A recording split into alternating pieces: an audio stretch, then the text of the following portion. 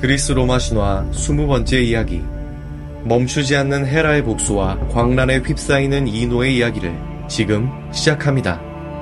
디오니소스가 불러온 광란의 축제 속에서 펜테우스가 끔찍하게 살해되자 테베 전역에서 디오니소스의 이름이 오르내리기 시작했습니다. 특히 이노라는 여인은 새로운 신의 위력에 심취해서 어딜 가든지 디오니소스의 위대한 능력을 증언하곤 했죠.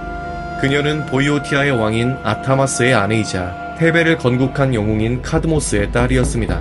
이노는 카드모스의 다른 딸들, 즉 그녀의 자매들과는 달리 별다른 비극에 희생되지 않고 행복한 삶을 누리고 있었죠. 헤라는 그런 이노의 모습이 마음에 들지 않았습니다. 제우스와의 불륜으로 태어난 디오니소스를 찬양하는 그녀의 모습은 결혼과 가정을 주관하는 여신에게는 그저 역겨워 보였죠. 분노한 헤라는 결국 디오니소스가 펜테우스를 죽였던 방식 그대로 이노에게 복수하기로 결정합니다. 헤라는 계획을 실행하기 위해 어둠과 냉기, 그리고 죽은 자들이 모여드는 지하세계로 내려갔죠. 헤라는 안개를 내뿜으며 느리게 흘러가는 스틱스 강을 따라 명계에 도착했습니다. 하데스가 다스리는 왕국의 도시들은 황량했고 숨막히는 정적만이 흐르고 있었죠. 헤라가 명계의 문턱을 넘어서자 가장 먼저 경비견 키로베로스가 세계의 입으로 3번 짖어 여신의 도착을 알렸습니다. 헤라는 지하 감옥에서 형벌을 받고 있는 저주받은 존재들을 살펴보면서 더 깊은 곳으로 내려갔습니다. 가장 먼저 보인 것은 티티오스였죠. 티티오스는 축구장 2개 크기의 거인입니다. 티티오스는 지상에 있을 때 모성을 주관하는 여신인 레토를 겁탈하려고 한 적이 있죠. 하지만 그녀의 쌍둥이 자녀인 아폴론과 아르테미스가 이를 저지했고 남매가 쏜 화살을 맞고 죽었습니다. 그렇게 티티오스는 나락으로 떨어졌고 영원히 사지가 묶인 채 독수리에게 내장을 쪼아먹히는 형벌을 받게 되었죠. 티티오스를 지나치자 탄탈로스가 보였습니다. 그는 제우스의 아들로 태어나 잔인한 성격과 오만함으로 신들의 분노를 산 인물이죠. 그는 결국 이곳에서 영원히 채울 수 없는 허기에 시달리는 형벌을 받게 되었습니다. 마지막으로 탄탈로스 너머에는 시지프스가 있었습니다. 그는 자꾸만 떨어지는 바위를 끌어올리고 있었는데 이는 그가 지상에 있을 때 신들을 속여 세상을 어지럽게 했기 때문이죠. 헤라는 영혼의 징벌 속에서 고통받는 존재들을 뒤로하고 자신의 본래 목적인 에리니에스를 불러내었습니다. 에리니에스는 복수를 주관하는 세 자매로 죄지은 자들을 잔인하게 처벌하는 것으로 악명 높은 여신들이었죠. 그녀들의 이름은 각각 티시포네, 알렉토, 메가이라였는데 그중 티시포네가 헤라를 맞이해 주었습니다. 헤라는 자신이 겪은 수모에 대해 호소하면서 이노와 아타마스를 벌해야 한다고 말했죠. 헤라가 점점 격앙되는 것을 느낀 티시포네는 일단 그녀를 진정시켰습니다. 잠시 후 티시포네는 헤라에게 당신이 생각한 복수가 완벽하게 이루어질 것이라고 안심시켜 주었죠. 그렇게 티시포네의 약속을 받은 헤라는 즐거운 마음으로 천상으로 돌아갈 수 있었습니다. 헤라가 돌아가자 티시포네는 피가 흐르는 외투와 피에 물든 횃불을 집어들고 지상으로 올라갔습니다. 그녀는 출발하기 전에 슬픔과 공포, 그리고 무서운 얼굴의 광기를 불러 그녀를 수행하도록 했죠. 이노가 살고 있는 테베의 궁궐에 도착하자 온갖 불길한 징조들이 피어나기 시작했습니다. 불안함을 느낀 이노와 남편 아타마스는 겁을 집어먹고는 집을 떠나려고 했죠. 하지만 티시포네가 나타나 둘의 앞을 막아섰습니다. 티시포네는 곧장 머리카락 속에서 뱀 2마리를 꺼내 부부에게 던졌습니다. 그러자 뱀들은 부부의 가슴 사이를 지나가며 악독한 독을 뿜어댔죠. 뱀들이 뿜어낸 독은 부부의 육체가 아닌 정신을 병들게 했습니다. 맹독이 부부의 심장에 닿자 티시포네는 만족한 듯 웃으며 하데스의 지하도시로 돌아갔습니다. 얼마 후 먼저 눈을 뜬 것은 아타마스였습니다. 하지만 그는 미친 사람처럼 홀의 중앙에서 연신 소리를 질러댔죠. 그때 첫째 아들인 레아르쿠스가 아빠를 향해 작은 팔을 내밀었지만 아타마스는 괴물이라도 본 것처럼 아들을 낚아채 단단한 암석에 세게 던져버렸습니다. 이를 보고 있던 이노는 자식을 잃은 슬픔 때문인지 혹은 독에 취한 까닭인지 미친 듯이 소리치며 밖으로 뛰쳐나갔죠. 그런 이노의 품속에는 둘째 아들인 멜리케르타가 하염없이 울고 있었습니다. 어느새 이노는 절벽의 끝자락에 서 있었고 광기에 휩싸인 그녀는 어떤 두려움도 느끼지 못한 채 바다로 몸을 던져버렸습니다. 한편 이를 말없이 지켜보고 있던 아프로디트는 자신의 손녀인 이노가 불쌍하다고 생각했죠. 그녀는 바다의 신 포세이돈에게 이노와 그녀의 아들을 거두어 달라고 부탁했습니다. 포세이돈은 아프로디테의 기도를 들어주었고 두 모자의 인간성을 없앤 뒤 신성을 부여해 주었습니다. 그렇게 아들은 팔라이몬이라는 이름으로, 어머니는 레우코테아라는 이름의 신으로 다시 태어나게 되었습니다. 이렇게 하얀 물보라의 여신이 된 레우코테아는 먼 훗날 수년간 지중해를 방황하던 영웅 오디세우스를 만났고 그의 목숨을 구해주게 됩니다.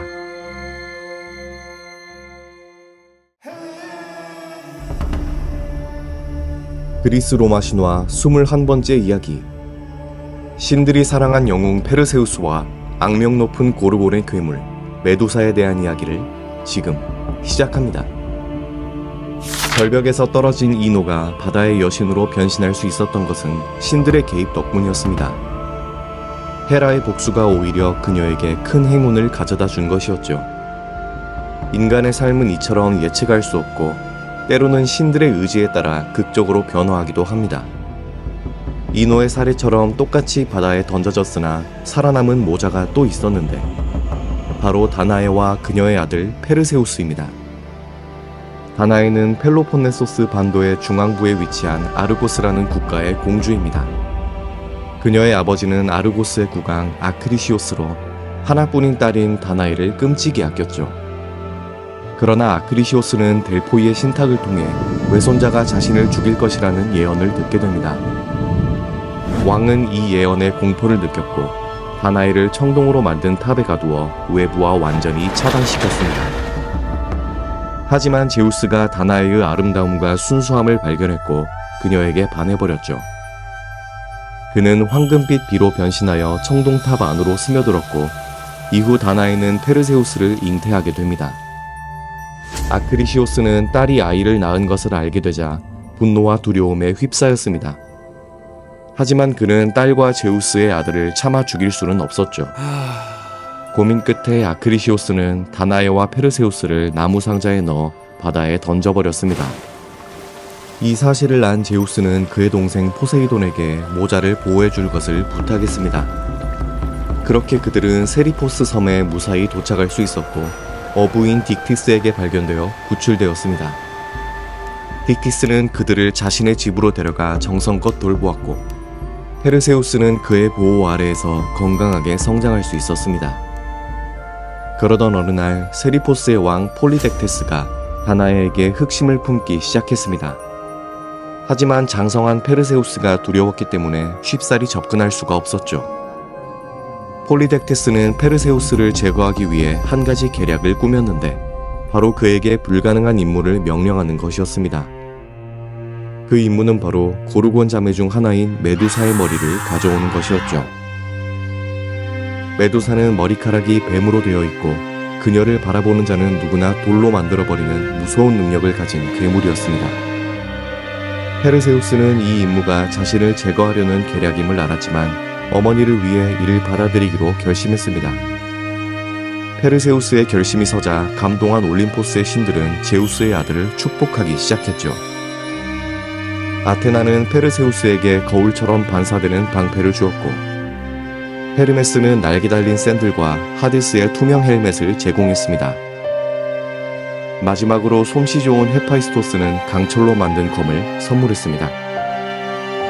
이 신성한 무기들과 도구들 덕분에 페르세우스는 메두사를 물리칠 수 있는 준비를 마칠 수 있었습니다. 페르세우스는 지체하지 않고 메두사의 거처인 고르곤의 섬으로 향했습니다. 메두사의 거처에 도착한 그는 방패에 비친 메두사의 모습을 통해 그녀를 직접 보지 않고도 접근할 수 있었죠. 메두사가 잠든 틈을 타서 페르세우스는 강철검으로 그녀의 머리를 베어버렸습니다. 그 순간 메두사의 목에서 날개 달린 말 페가수스와 전사 크리사오르가 태어났습니다. 페르세우스는 급히 메두사의 머리를 자루에 놓고 하늘로 날아올랐습니다.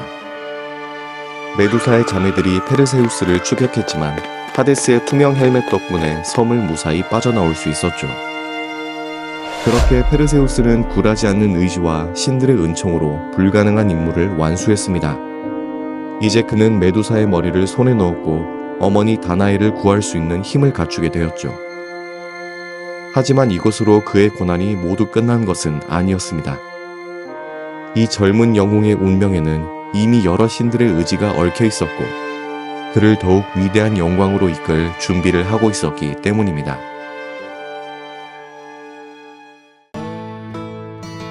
그리스 로마 신화 22번째 이야기. 가장 오래된 용사와 공주 이야기인 페르세우스와 안드로메다의 사랑 이야기를 지금 시작합니다.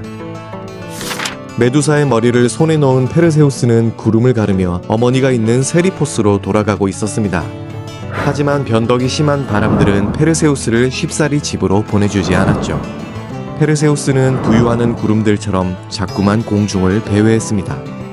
그러던 중 날이 저물자 어둠이 두려워진 그는 서쪽 세계의 어느 왕국에서 날갯짓을 멈추었습니다. 페르세우스가 도착한 왕국은 거인 아틀라스가 지배하는 땅이었는데 아틀라스의 왕국은 지구에서 가장 먼 곳에 있었고 태양신의 천마들이 지친 몸을 누이러 가는 곳이었죠. 이곳을 침략하려는 이도 없었기 때문에 아틀라스의 땅에서는 그저 황금색 나무의 열매들만이 조용히 반짝이고 있었습니다. 아름다운 땅에 내려앉은 페르세우스는 환대를 바라며 아틀라스에게 자신을 소개했죠. 자신이 위대한 제우스의 아들이며 고르곤 섬의 악명 높은 메두사를 죽인 것도 빼놓지 않고 말했습니다. 하지만 페르세우스의 말이 끝나자 아틀라스의 표정은 돌처럼 굳어버렸습니다. 과거에 제우스의 아들이 자신의 황금들을 모두 차지하게 될 것이라는 예언이 있었기 때문이죠. 페르세우스는 환대를 기대했지만 돌아온 것은 아틀라스의 분노뿐이었습니다. 공포에 사로잡힌 아틀라스는 무력으로 페르세우스를 쫓아내기 시작했죠. 페르세우스는 아틀라스를 설득하려고 했지만 눈앞의 거인을 도저히 당해낼 수가 없었습니다.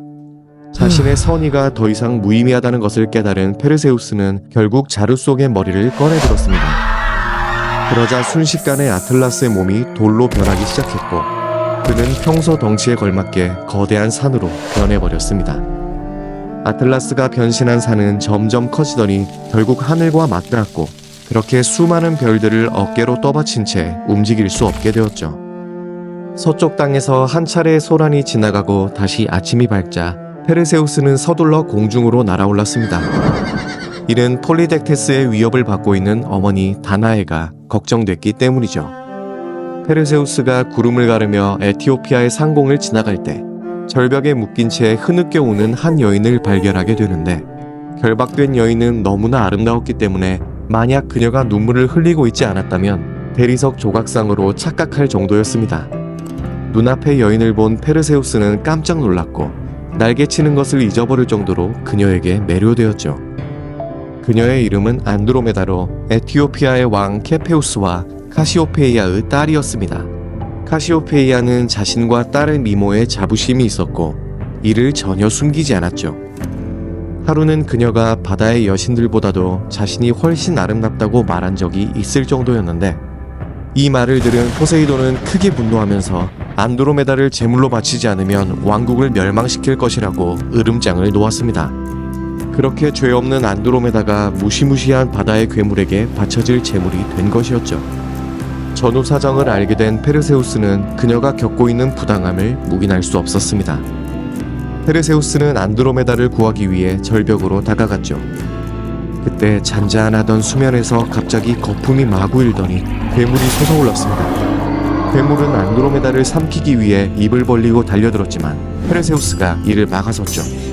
괴물은 쇄도하는 영웅의 칼날을 버틸 수 없었고 그대로 깊은 바닷속으로 고꾸라졌습니다. 페르세우스가 안드로메다를 구출해내자 이를 멀리서 지켜보고 있던 케페우스는 그를 왕국의 구원자로 인정하게 됩니다. 이후 페르세우스는 안드로메다와 결혼했고 함께 고향인 세리포스로 돌아갔죠. 고향에 도착한 페르세우스는 폴리덱테스가 다나에를 감금했다는 소식을 듣고 크게 분노했습니다. 그는 곧장 왕궁으로 향했고 왕은 페르세우스에게 정말 메두사의 머리를 가져왔냐고 물었습니다.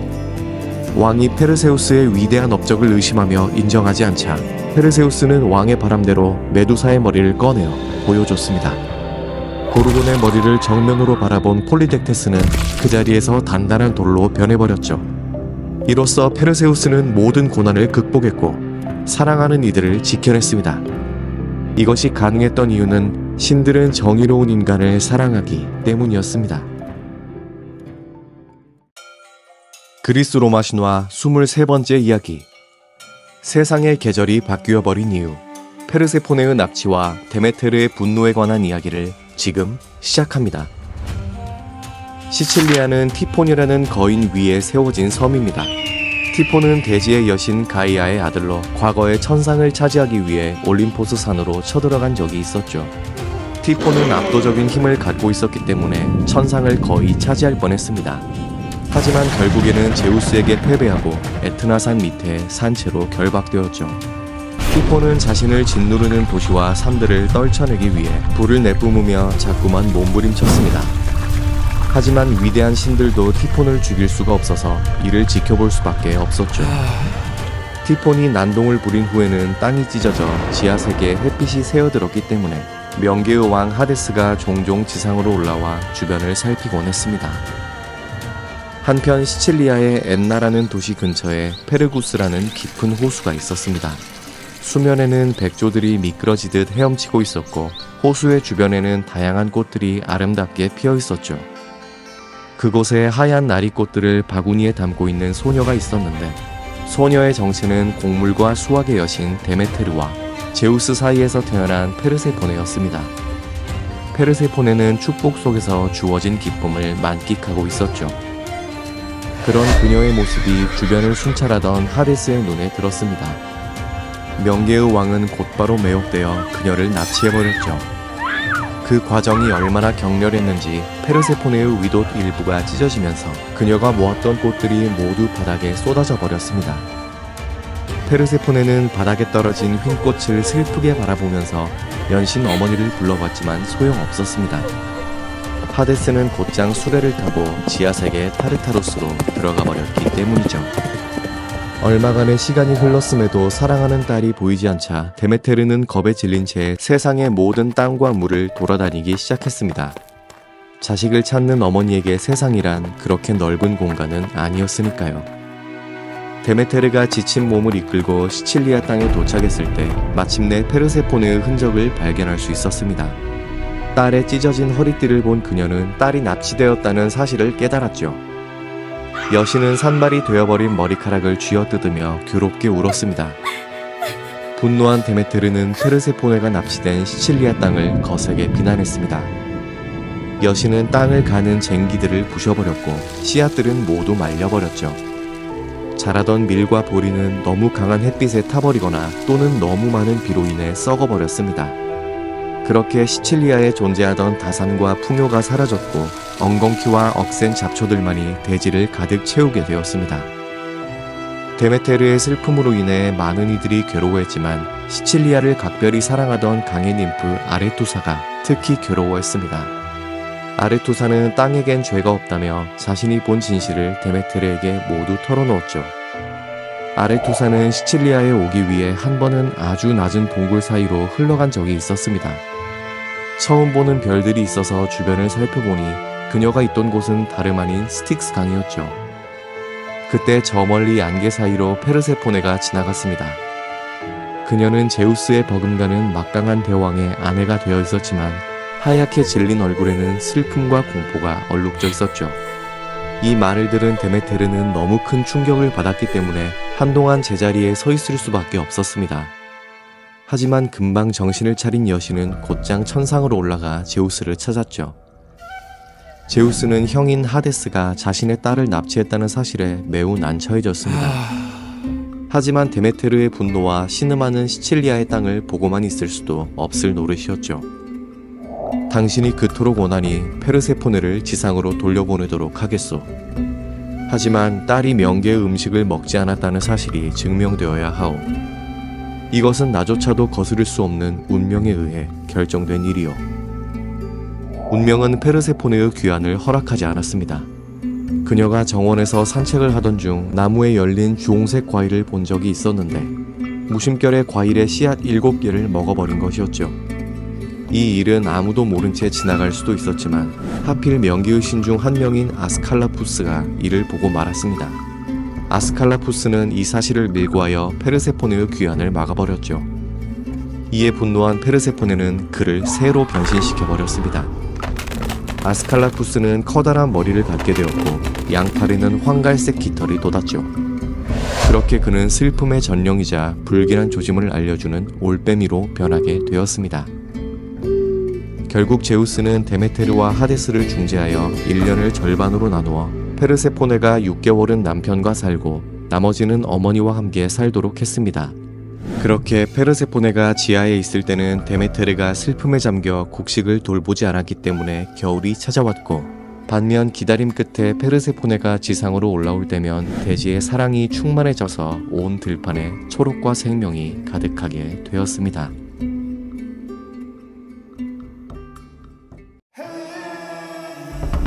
그리스 로마 신화 24번째 이야기.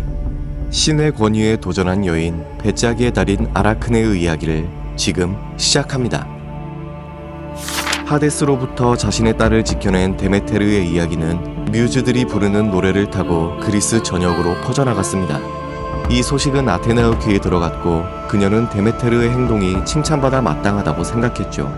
그런데 아테나는 남을 칭찬하는 것만으로는 만족할 수 없었고 자신도 칭찬받아 마땅하다고 생각했습니다. 그리고 그녀는 회상에 잠기는데 바로 자신의 신성을 무시한 인간을 처벌한 일이었죠. 여신은 아라크네의 최후에 대해 생각하고 있었습니다. 아라크네는 리디아의 변방에 살던 여인입니다. 그녀는 출생지나 가문보다는 양 못 자는 기술로 유명했죠. 그녀의 아버지는 양털을 염색하는 평민이었고 어머니도 마찬가지로 평민 출신이었습니다. 이처럼 아라크네는 특별하지 않은 집안에서 가난하게 태어났지만 그녀의 기술은 리디아 전역에서 명성을 떨쳤죠. 따라서 많은 님프들이 아라크네의 작품을 보기 위해 산과 물에서 나와 리디아로 향했습니다. 모인 이들은 그녀의 놀라운 솜씨에 감탄할 수밖에 없었죠. 구름 같은 양털을 손가락으로 주무르며 가느다란 실로 뽑아내는 모습부터 바늘로 자수를 놓는 모습까지, 그들은 그녀가 틀림없이 직물의 여신인 아테나에게 배웠을 거라고 생각했습니다. 하지만 아라크네는 이를 부정하며 자신보다 솜씨 좋은 자가 있다는 말에 짜증을 내기 시작했죠. 그럼 여신과의 시합을 주선해봐요. 만약 내가 진다면 그녀가 나보다 뛰어나다는 걸 인정하겠어요. 이에 아테나는 머리가 희끗한 노파로 변신하여 지상으로 내려갔습니다. 노파로 변장한 여신은 먼저 그녀의 솜씨를 칭찬하며 인간 중에서는 최고의 기술자라고 인정했죠. 동시에 노파는 아라크네의 오만함에 대해 경고했습니다. 그녀에게 자신의 무례함을 인정하고 여신에게 용서를 빌라고 말했죠. 이 말을 들은 아라크네는 손에 쥔 실꾸러미를 떨어뜨릴 정도로 크게 분노했습니다. 그녀는 그런 충고는 본인 딸에게나 하라고 대꾸하며 완강하게 여신과의 대결을 고집했죠. 그러자 아테나는 변장을 벗어던지고 원래의 위험 있는 모습으로 돌아갔습니다. 구경하던 님프들과 여인들은 황급히 무릎을 꿇고 그녀의 신성을 찬양하기 시작했습니다. 하지만 아라크네는 얼굴만 잠시 붉어졌을 뿐 꿋꿋하게 여신과의 시합을 원했죠.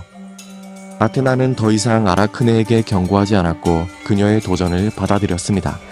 둘은 서로 떨어진 곳에 배틀을 설치한 뒤 실드를 짜넣기 시작했죠. 재빠른 손들에 의하여 시실과 날실이 서로 얽히며 알록달록 아름다운 직물들이 만들어졌습니다. 아테나는 먼저 올림포스의 12신을 수놓았습니다. 가장 높은 곳에는 제우스가 엄숙한 모습으로 옥좌에 앉아 있었고, 중앙에는 아테네를 얻기 위해 자신이 포세이돈과 경합해 승리한 이야기를 그려 넣었죠. 포세이돈은 바위를 깨뜨려 소금샘을 만들고 있었고, 맞은편에 자신은 창끝으로 땅을 찔러 올리브 나무를 만들고 있었습니다. 끝으로 아테나는 4개의 모서리에 신에게 도전한 인간들의 최후를 새겨 넣음으로써 작품을 완성시켰습니다. 신들의 영광으로 가득 찬 여신의 작품과는 달리 비천한 여인의 작품에는 신들의 치부와 만행들이 가득했습니다. 아라크네는 가장 먼저 숫소로 둔갑해 에우로페를 납치하는 제우스의 모습을 그려 넣었고, 이어서 남편 암피트리온의 모습으로 변신하여 알크메네와 관계하는 제우스, 황금 소나기로 변신하여 다나이를 취하는 제우스, 얼룩뱀으로 변신하여 자신의 딸인 페르세포네를 범하는 제우스를 짜 넣었습니다. 물론 아라크네는 다른 신들의 만행도 빼놓지 않았죠. 아라크네는 옷감의 테두리에 꽃들과 담쟁이 덩굴이 서로 얽힌 모습을 새겨 넣으며 작품을 마무리했습니다. 아테네도, 그녀와 함께 있던 질투의 여신도 아라크네의 작품에서 흠을 잡을 수 없었습니다. 이윽고 여신은 불같이 화를 내며 신들의 범죄를 묘사한 옷감을 모조리 찢어버렸죠. 그리곤 옆에 있던 배틀의 북을 집어서 눈앞에 불경한 여인의 이마를 서너 번 내리쳤습니다. 이렇게 둘의 대결은 마무리되었지만 이후 아라크네는 수치심에 괴로워하다 결국 스스로의 목에 올가미를 걸었습니다. 하지만 아테나는 아라크네의 죽음을 허락하지 않았죠. 그녀는 올가미에 매달려 있는 아라크네를 들어올려 신비한 약초의 즙액을 아라크네의 머리에 뿌렸습니다. 그러자 아라크네의 머리카락이 모두 빠지면서 몸 전체가 아주 작게 쪼그라들었죠. 옆구리에는 가느다란 손가락들이 돋아났고 배에서는 하얀 실들이 뿜어져 나왔습니다. 그렇게 아라크네는 오만함과 불경함의 대가로 거미가 되어 끝없이 거미줄을 짜게 되었습니다.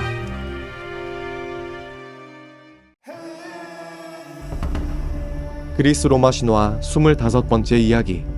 여신을 모욕한 니오베의 최후와 쌍둥이 신의 잔혹한 사냥 이야기를 지금 시작합니다.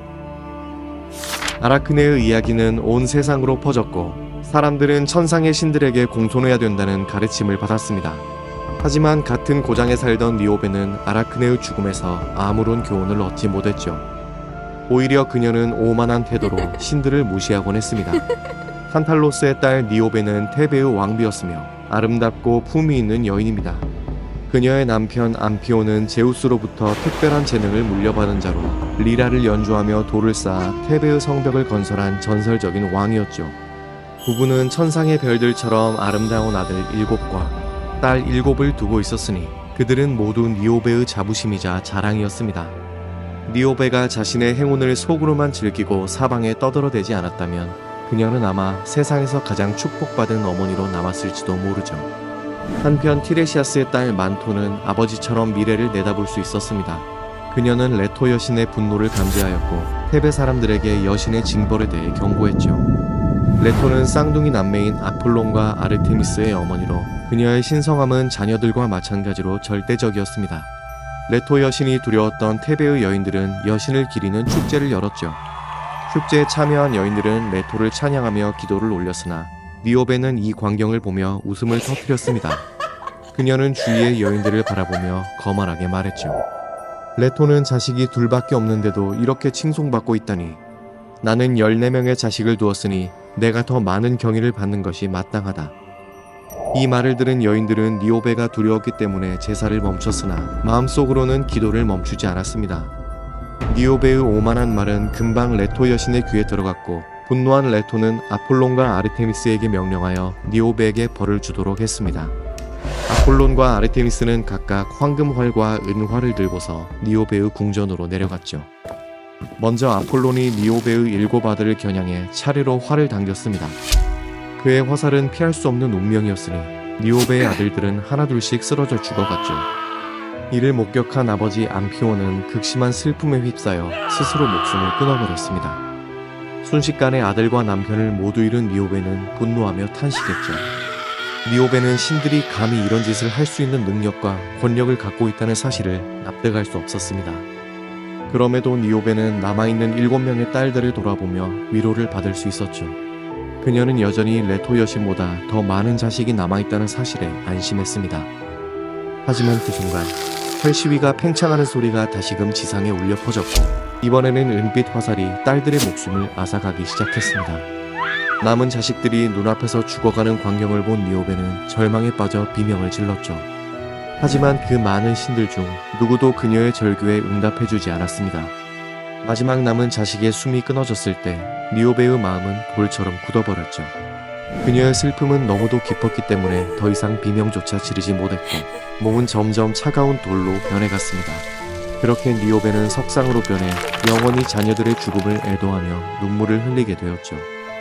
영원히 흐르는 니오베의 눈물은 사람들로 하여금 신의 분노가 얼마나 무서운지 확실히 깨닫게 했습니다. 이로써 모든 선남 선녀들이 레토 여신과 그녀가 낳은 쌍둥이 남매를 경배하게 되었습니다. 그리스 로마 신화 26번째 이야기. 레토 여신의 기나긴 방황, 그리고 아폴론과 아르테미스의 탄생에 대한 이야기를 지금 시작합니다. 레토의 쌍둥이 남매인 아폴론과 아르테미스는 어머니를 모욕한 니오베의 자식들을 처벌하여 어머니의 명예를 지켰습니다.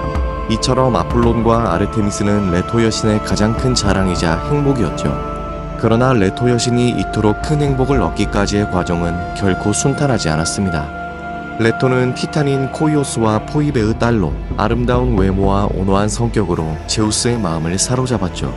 그렇게 제우스의 사랑을 받은 레토는 쌍둥이를 임신했고 이 소식은 곧 헤라의 귀에 들어갔습니다. 헤라는 몹시 분노했는데 이는 레토가 낳은 자식들이 제우스 다음가는 권력을 누릴 것이라는 예언이 있었기 때문이었죠. 헤라는 태양 아래 드러난 어떤 땅이든 레토의 해산을 돕는다면 바다에 잠길 것이라고 으름장을 놓았습니다.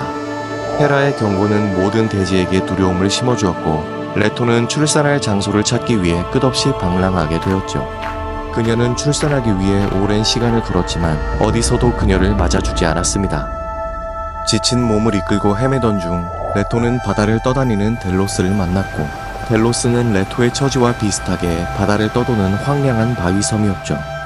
델로스는 레토를 불쌍하게 여겨 피신처를 제공해 주었고 이곳에서 레토는 헤라의 저주를 피해 안전하게 출산할 수 있었습니다.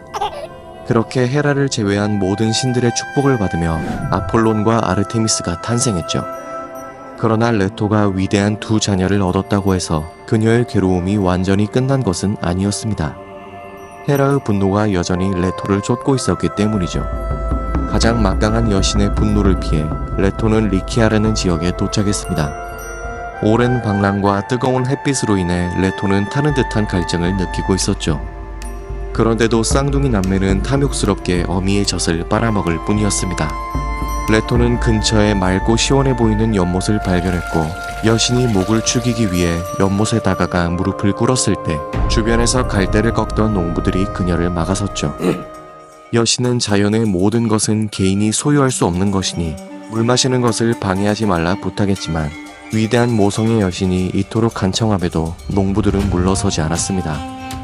그들은 오히려 연못에 뛰어들어 진창을 만들어버렸죠. 이 무식한 자들은 계속 소리를 지르며 여신을 위협했습니다. 모욕을 느낀 여신은 갈증을 잊어버릴 정도로 분노가 치밀었고 그들에게 합당한 벌을 내리기 위해 기도를 시작했죠. 그러자 고함치던 농부들의 목이 기이하게 부풀어 올랐고 등이 머리에 딱 달라붙어 버렸습니다.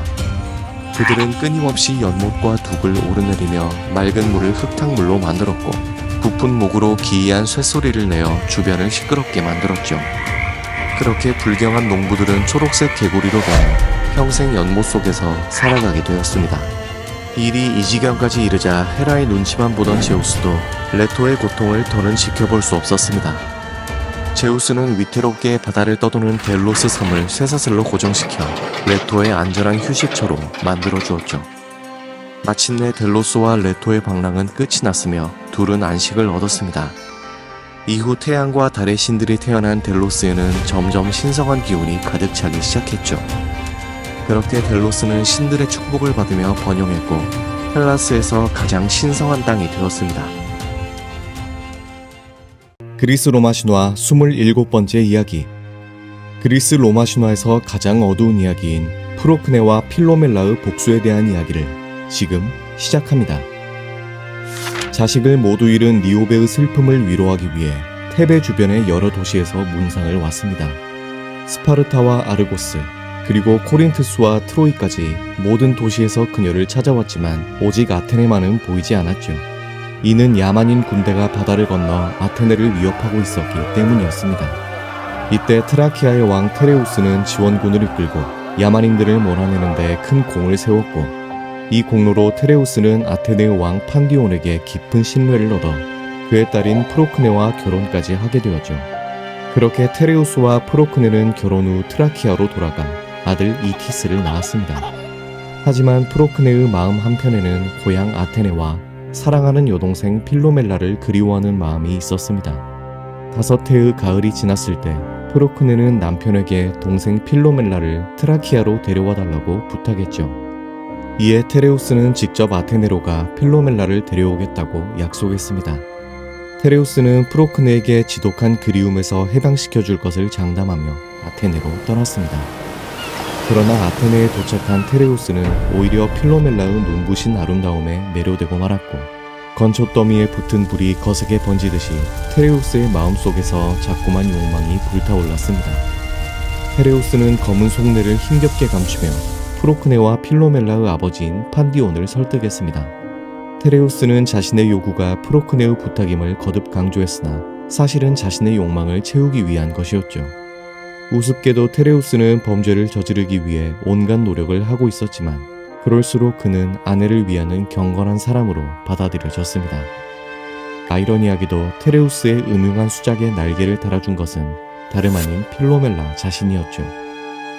그녀는 자신이 겪게 될 엄청난 불행을 알지 못한 채 테레우스를 도와 아버지를 적극적으로 설득했습니다. 두 딸의 간곡한 부탁을 거절할 수 없었던 판디오는 결국 필로멜라를 트라키아로 보냈죠.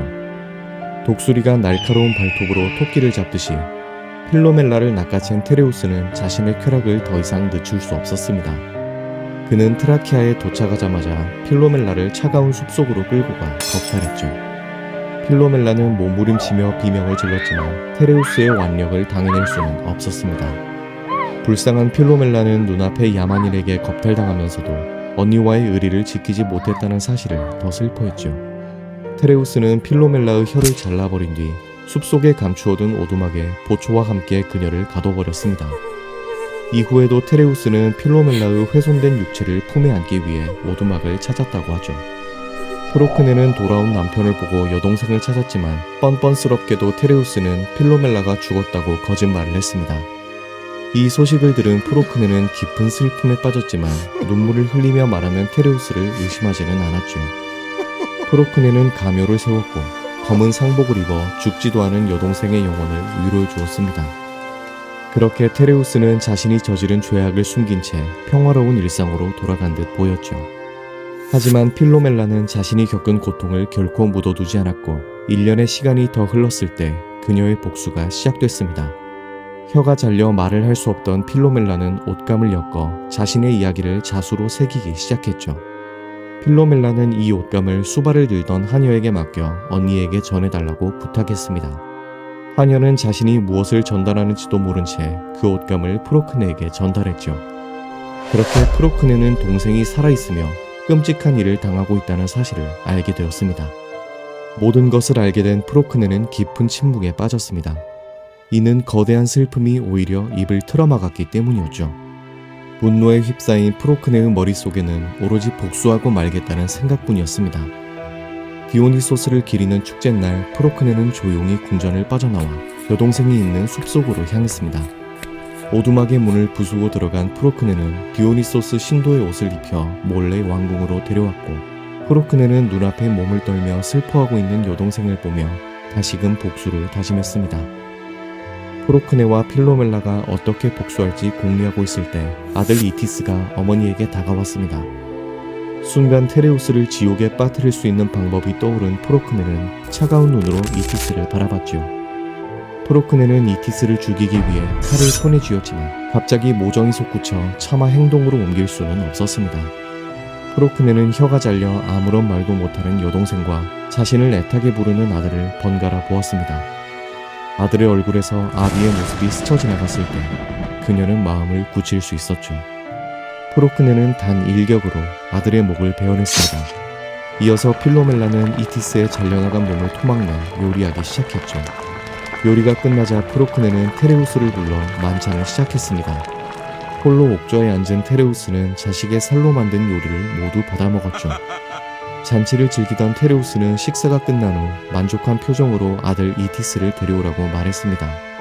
그러자 필로멜라가 아들의 잘린 머리를 들고 나타났고 그 순간 테레우스는 자신이 아들의 무덤이 되었음을 깨달았습니다.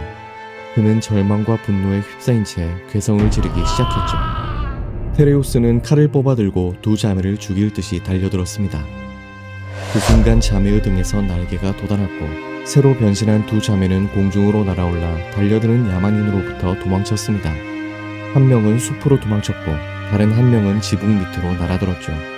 그렇게 동생의 비극에 괴로워하던 프로크네는 밤꾀꼬리가 되어 밤낮으로 울게 되었고 제비로 변한 필로멜라의 목에는 이티스의 피가 붉게 물들어 있었습니다. 이들을 쫓던 테레우스도 후투티라는 새가 되었으며 아직도 고함을 지르며 두 자매를 쫓고 있다고 전해지죠.